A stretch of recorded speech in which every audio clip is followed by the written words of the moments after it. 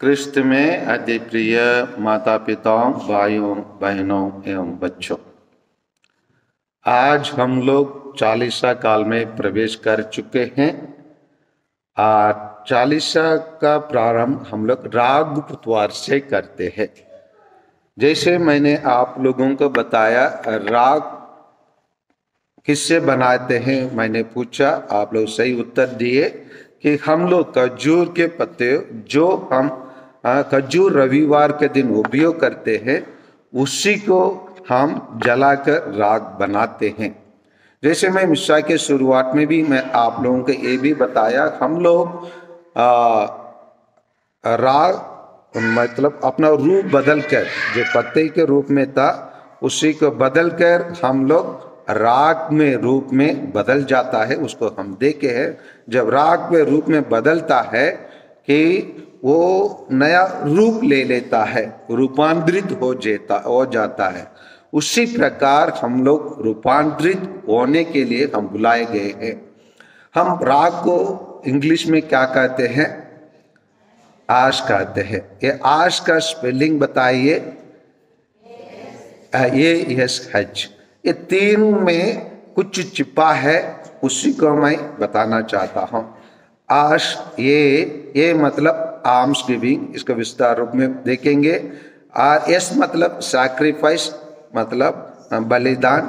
और H मतलब holiness, पवित्रता।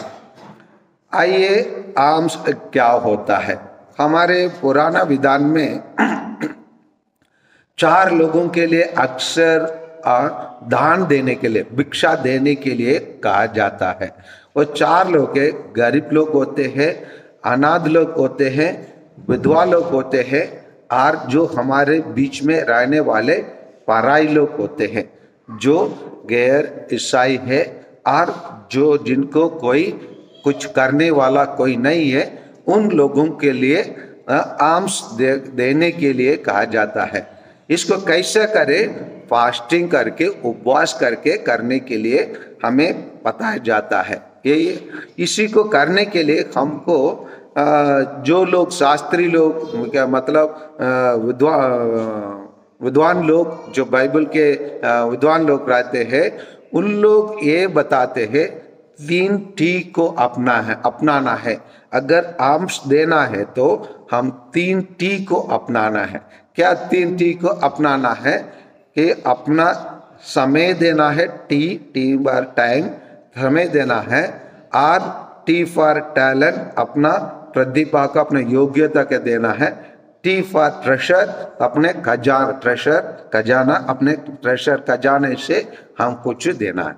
अभी T फॉर टाइम देना मतलब हमारे पास देने के लिए बहुत कुछ नहीं है। कम से कम जैसे कोई दुख में है और कोई अच्छे कार्य कर रहा है, हम उसके साथ समय देना।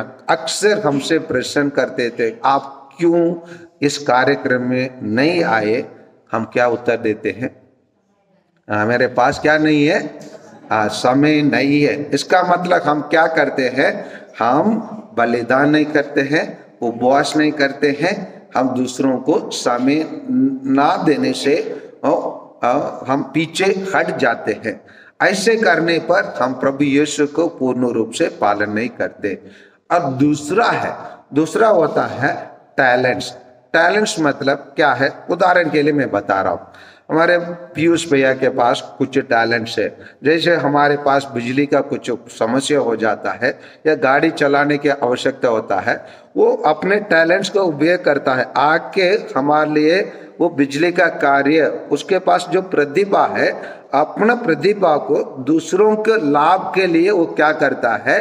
अपने प्रतिभा को देता है। अपने टैलेंट्स वो अपने अंदर जो विद्यमान है, बिजली का काम करना या गाड़ी चलाना और अन्य कुछ काम करना है, तो तुरंत अपने आप को देना, प्रतिभा को प्रदर्शित करना, दूसरों के लिए लाभ में उसको उपयोग में लाना। वही एक चीज होता है। जैसे उदाहरण के लिए पंडित लाल जी अपना पेंटिंग अच्छे से करता है, लिखता है अच्छा से। वो हमारे कलीसिया के काम के लिए जब बुलाते हैं, वो आकर लिख के उसी के लिए कुछ नहीं लेता है। तो वही के होता है, टैलेंट्स को दूसरों के लिए देना। इसी प्रकार बहुत सारे लोग करते हैं। उदाहरण के लिए मैं आप लोगों को बता रहा हूँ, ट्रेशर से खजाना, खजाने से हम जब हम देते हैं, जैसे मैं बोलता हूँ शेड बनाना है और हम लोग कुछ हमारे गिरजा करके अंदर सजाने के लिए कुछ चीज नया चीज लेना है, और जैसे पिछले साल हम कुर्सियां लेने के लिए मदद किए, उस टाइम पर मुंह ना मोड़ के, मतलब उदारता अपने खजाने से, अपने कमाई से कुछ देना क्या होता है, आर्म्स गिविंग होता है। और उसको हम क्या कहते हैं, भिक्षा देना कहते हैं, या दूसरों को मदद करना। किस प्रकार? 3 प्रकार। समय देना, क्या क्या देना बताइए? समय देना। और दूसरा क्या देना? टैलेंट्स, क्या है? अपने प्रतिभा को, अपने काबिलियत को दूसरों के लिए उपयोग में देना, और अपना खजाने से दूसरों को क्या करना? मदद करना। दूसरा ये हो गया। अभी यस, सैक्रिफाइस। ये सैक्रिफाइस को जानने के लिए चले हम पुराना विधान में रूत के ग्रंथ में चले। रूत का ग्रंथ हो सकता है 6वां ग्रंथ है, लीजिए हमारा पुराना विधान में रूत का ग्रंथ एक छोटा सा किताब है, 4 चैप्टर्स होता है। उसमें रूत नाम के एक स्त्री को, विशेषकर आप लोग स्त्री लोग कैसे ये सब स्त्री से आप लोग सीखना चाहिए। अध्याय 1:16 को थोड़ा पढ़िए। क्या है उसके लिए? नवोमी नाम के एक स्त्री रहती है, वो विदेश में जाके फंसे हुई है प्रत्याशी के रूप में, और प्रवासी के रूप में रहने के टाइम पर वहां उसके 2 पुत्रों को, 2 पुत्र थे, दोनों मर गए। दोनों पुत्र शादी शुदा थे, दोनों 2 विधवा को छोड़ के गए। उसी टाइम पर नवोमी कहती है अपने दोनों विधवा मतलब बहू से, आप लोग चाहिए तो अपने घर चले जाइए, मैं अपने देश लौट के जाऊंगी। उसी टाइम पर ये रूत क्या कहती है? यही है बलिदान। क्या कहती है? ये 1:16 का पढ़िए जो पाए। हाँ, लेकिन रूत ने उत्तर दिया। क्या उत्तर दिए? इसके लिए अनुरोध ना कीजिए कि मैं आपको छोड़ दूं और लौट कर आपके दूर हो जाऊं। आप जहां जाएंगे वहां मैं भी जाऊंगी, आप जहां रहेंगी वहां मैं भी रहूंगी। आपकी जाति मेरी भी जाति होगा, और आपका ईश्वर मेरा भी ईश्वर होंगे। जहां आप मरेंगे वहां मैं भी मरूंगी, और दफनाए जाएंगी। और भी कहती है, अगर मैं ऐसे करूं, कुछ ना जैसे मैं कहा ऐसे ना कहूं, ईश्वर मुझे जो दंड देंगी उसको मैं ग्रहण करूंगी, बोलती है। यही है बलिदान। यही है एक व्यक्ति अपना सब कुछ छोड़ के दूसरा व्यक्ति की भलाई के लिए, देखिए ना उसका कहने का सुंदर शब्दों को प्रयोग करती है। सुंदर शब्दों का, विधवा है, हर उम्र में छोटी है, और वो स्त्री सास को देकर, सास को परिस्थिति को देकर उसको त्याग करना नहीं चाहती है। प्रभु यीशु जैसे हमारे लिए के लिए क्रूस पर मरने के लिए तैयार हुए, उसी प्रकार अपने आप को क्रूस पर चढ़ाने के लिए वो स्त्री तैयार होती है। वही है बलिदान, वही है हमारा ईसाई जीवन। इसी के लिए, इसी बलिदान करने के लिए आप और मैं बुलाए गए हैं। आप और मैं बुलाए गए हैं। इसी प्रकार उसी को पढ़ेंगे तो उस स्त्री का पवित्र जीवन को हम जान सकते हैं। किस प्रकार वो एक स्त्री, बाइबल में बहुत कम स्त्रियों का महत्व दिया जाता है, लेकिन जितना भी दिया गया उतना मात्रता में प्राप्त है हम सबों को जीवन को बदलने के लिए, हम सबों को उनके समान बनाने के लिए, और प्रभु यीशु के अच्छे शिष्य बनने के लिए इतना काफी प्रभु बाइबल में लिखा गया है स्त्रियों के बारे में। इसलिए स्त्री लोग विशेषकर ये सब किताब को आप लोग रट करके रखने की आवश्यकता है। आइए हम अब इस बलिदान के बारे में जान गए ना, क्या करना है? रूत के समान कार्य करना है हम अपने जीवन में। आगे बढ़ते हैं। पवित्रता। ये पवित्रता क्या है? प्रभु यीशु सेंध मत्ती के सुसमाचार अध्याय 5:48 में कहते हैं कैसे पवित्र बनना है, बताते हैं। थोड़ा पढ़ के बताइए। Chapter 5 verse 48। इसीलिए तुम पूर्ण बनो जैसे आपके स्वर्गीय पिता पूर्ण है। और इसी को दूसरा कोई बाइबल में, जिससे आप पवित्र बनो जिस प्रकार आपके स्वर्गीय पिता क्या ऐसे हैं, पवित्र है। उस पवित्र बनने के लिए आज के तीनों पाठ हमें बुलावा देते हैं कैसे पवित्र बनना है। आइए हम लोग आज का पाठ संत मत्ती के सुसमाचार अध्याय 6 बद संख्या 17 और 18 का पढ़िए। जब तुम उपवास करते हो अपने सिर में क्या लगाओ? तेल लगाओ और अपने मुंह धो लो, जिसे लोगों का नहीं केवल तुम्हारे पिता को जो आदर्श है यह पता चले क्या चलो कि तुम कैसे उपवास कर रहे हो। तुम्हारा पिता जो तुम्हारा आदर्श के भी देखते हैं तुम्हें क्या देंगे? पुरस्कार देंगे, पुरस्कार पाने के लिए। और इसलिए सेंट पौलुस अच्छे से और बताता है इसको पुरस्कार पाने का काल कब है, कब करना है, इसको अच्छे से बताए। कोरिन्थियों को लिखा हुआ सेंट पौलुस का दूसरा पत्र लीजिए, अध्याय 6:2 का पढ़िए। जो क्या कहता है सेंट पौलुस अच्छे से कहते हैं, इसके लिए इंतजार मत करो, क्योंकि क्या करना है? क्योंकि वह कहता है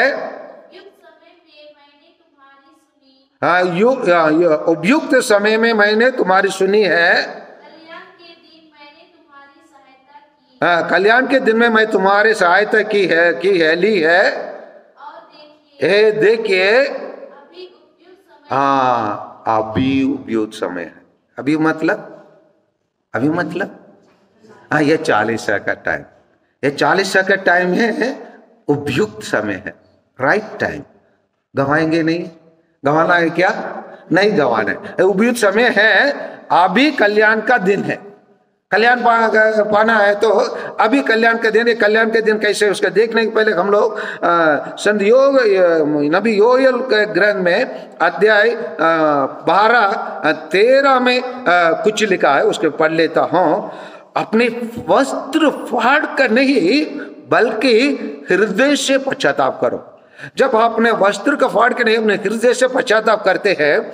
हम लोग सब बहुत सारे लोग गाड़ियां खरीद लेते हैं, खरीदने के बाद हमारे लिए कंपनी से आजकल क्या करता है, एक बुलावा देते हैं, भैया आपका गाड़ी का पहला सर्विस का समय हो चुका है। अब बुलावा आता है नहीं आता है? अरे आता है ना, सबके पास गाड़ी। आप लोग गाड़ी थोड़ी मांग रहा हूँ, केवल उत्तर ही मांग रहा हूँ, है ना। वो बुलावा आता है नहीं आता है? आता है। आता है तो हम क्या करते हैं, फ्री सर्विस से तुरंत लेके जाते हैं, नहीं तो बाद में खर्चा हो जाएंगे बोल के तुरंत लेके जाते हैं। लेके जाकर सर्विस करने के बाद चलाने वाले या ड्राइवर जो होता है क्या कहता है, हम भैया सर्विस के बाद हमारा गाड़ी धनातन चलता है। वो कहते नहीं कहते हैं? कहते नहीं कहते? कहते हैं। उसी प्रकार ये उपयुक्त समय पर हम अपना वस्त्र फाड़ के नहीं, लेकिन हमारे हृदय से हम पश्चाताप करेंगे तो हम भी कैसे चलेंगे?